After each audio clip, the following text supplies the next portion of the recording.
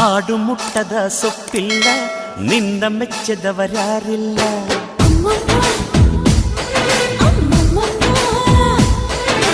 ಜೇನಿಗಿಂತ ಸಿಹಿ ಬೇರಿಲ್ಲ ನಿನ್ನ ಮುದ್ದಿಗಿಂತ ಸಿಹಿ ಬೇಕಿಲ್ಲ